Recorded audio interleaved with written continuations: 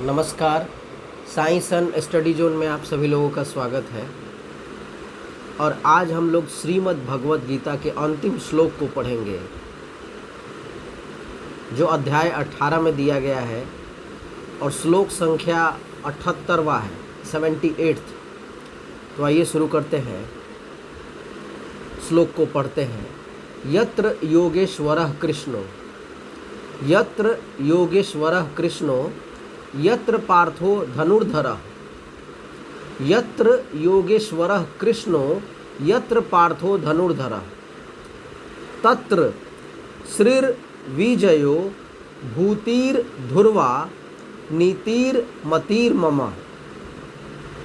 एक बार फिर से देखते हैं। यत्र योगेश्वरः कृष्णो, यत्र पार्थो धनुर्धरः, तत्र श्रीर्विजयो भूतिर्ध्रुवा नीतिर्मतिर्मम। इसके भावार्थ को देखते हैं। संजय क्या कहते हैं धृतराष्ट्र से, जो कौरवों के पिता हैं, पांडवों के बड़े पिताजी हैं। तो क्या कहते हैं? हे राजन, जहाँ पर योगेश्वर श्री कृष्ण है, जहाँ पर योगेश्वर भगवान श्री कृष्ण है, और जहाँ गांडीवधारी सर्वश्रेष्ठ धनुर्धर अर्जुन है,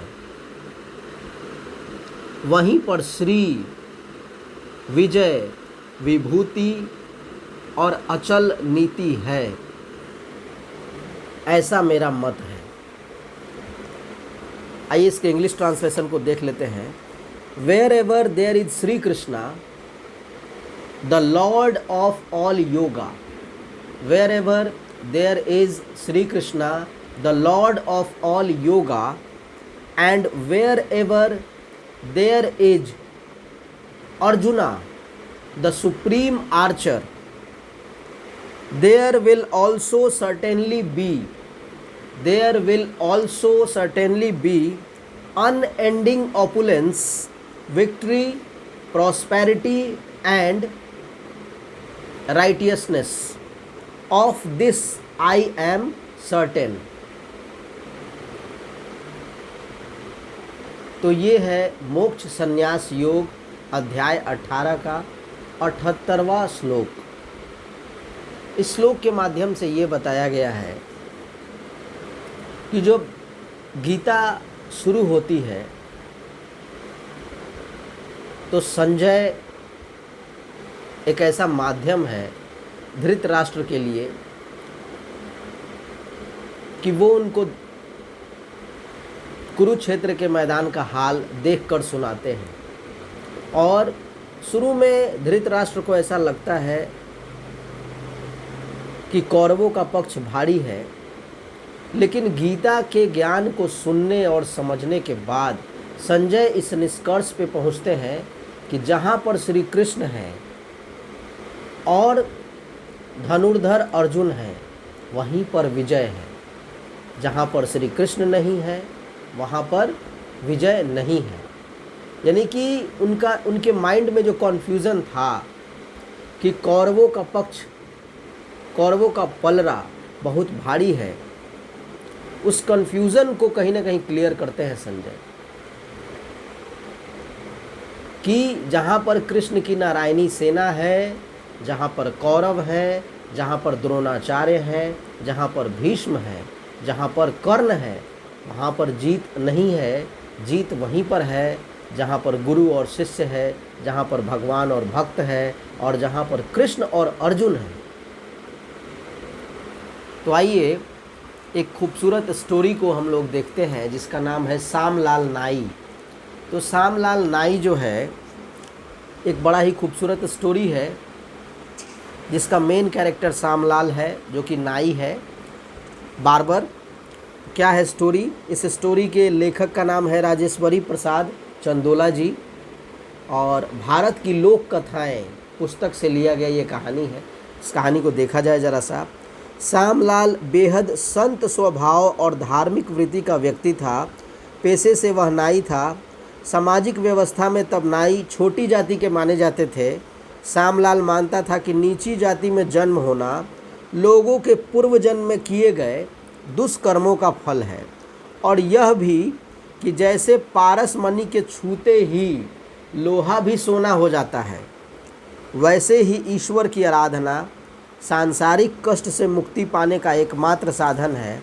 और यही बात थी कि श्यामलाल अपना अधिकाधिक समय पूजा अर्चना में बिताया करता था।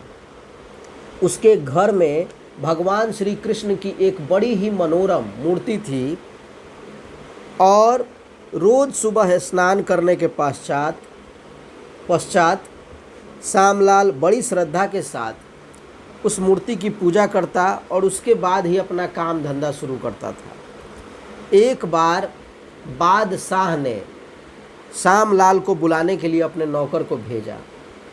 श्यामलाल उस समय पूजा पर बैठा हुआ था। उसने अपनी पत्नी से कहलवा दिया कि श्यामलाल घर पर नहीं है। नौकर ने जाकर बादशाह को बता दिया। नौकर फिर आए। इस तरह से नौकर 2-3 बार आते रहे और बार बार उसकी पत्नी ने यही बात कही जैसा कि श्यामलाल ने उसको बताया। इस घटना को श्यामलाल का पड़ोसी देख रहा था, जो कि एक कुटिल स्वभाव का व्यक्ति था।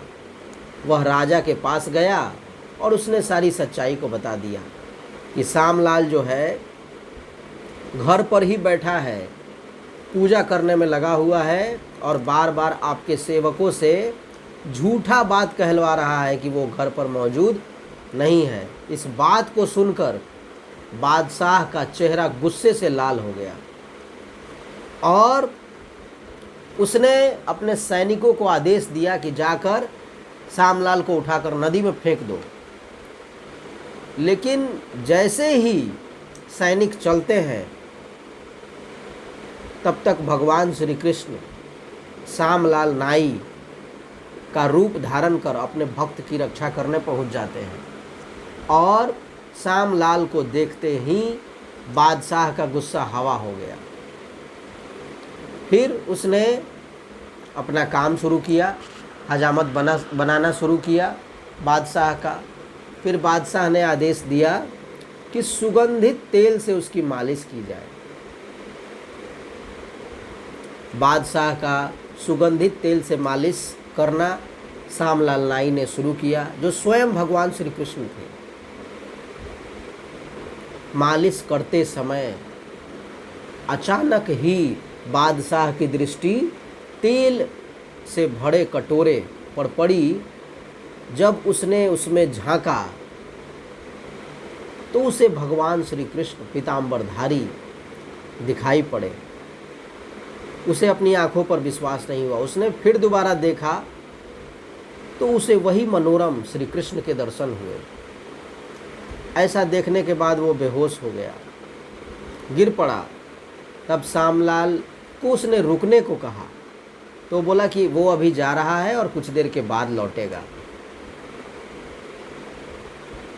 तब बादशाह ने एक पोटली सोने की असरफियाँ उसे दे दी। श्यामलाल घर पर गया और उसे टांग कर फिर वापस निकल गया। श्यामलाल के जाने के बाद बादशाह जो है बेचैन रहने लगा।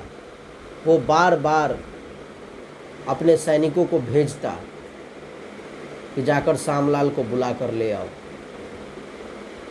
फिर उसके सैनिक जो है श्यामलाल के दरवाजे पर आए और बोले कि बादशाह आपको बुला रहे हैं। श्यामलाल पूरी तरह से डर गया और